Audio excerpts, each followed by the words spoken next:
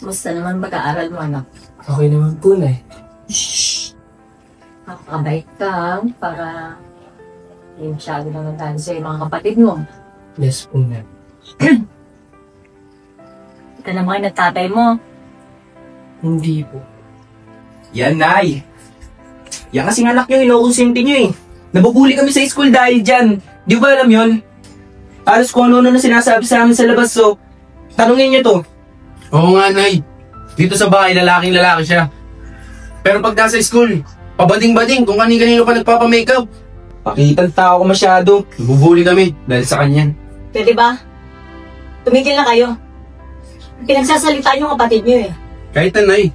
Nabubuli kaya kami dahil sa kanya. Kayo yata ang bakla eh. Kasi hindi nyo kaya ipagtanggol ang sarili nyo. Porke ba bakla? Ganyan ang pagsasalitaan yung kapatid nyo ng masakit na salita? Ang narinig kong may bakla dito. Ay. Sino bakla? Ikaw ba? Yan tayo. Pag sabihin nyo yun, nabubuli kami dyan. Bakla ka? Kunin ko nga. Diyan. Bakla ka? Ano? Sumagot ka? Bakla ka ba? Bakla ka ba? Sumagot ka. Ano? Diyan! Ano?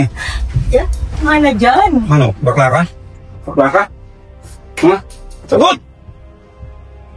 Sumagot ka, sumagot Diyan! ka. Tama na dyan! Anak mo yan! Nakakampihan mo ba yung anak mo? Ha? Tira mo nga, bakla di... Ayoko may bakla sa bahay. Nakakaya sa mga tao, oh. Tira mo, ikaw, bakla ba? Hindi tayo ba? Ikaw, Hindi po, Tay. tira mo, puro matinigas. Kasama mo ng bakla? Mangarap ka na lang, babae na anak. Hindi binabae. Ikaw, maayos ka, ha? Tumigil na kayo! Tumigil na kayo! Nay, Ikaw! Party! Ikaw, Aiden! Sino ba gumagawa ng assignment nyo? Di ba? Inaasan nyo lang naman sa kapatid nyo? Sa kapatid yung bakla! At ikaw! Habang nagtitinda ako sa palengke, naakala ko ikaw ang tutulong sa akin. Dahil padre di pamilya ka. Pero ano? Di ba? Ang anak kong bakla ang tumutulong sa akin imbis na ikaw. Kaya bago humusga ng anak mo, alamin mo muna kung ano ginagawa dyan sa pamilya natin. Dahil hindi matutularan ang mga ginagawa niya para sa inyo.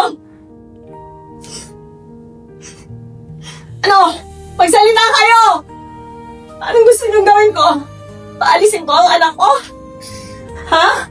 Paalisin ko to? Dahil ano? Dahil bakla? Dahil hindi niyo matanggap? tama na, Nay. Sige. Yan ang gusto niyo? Paalisin ko?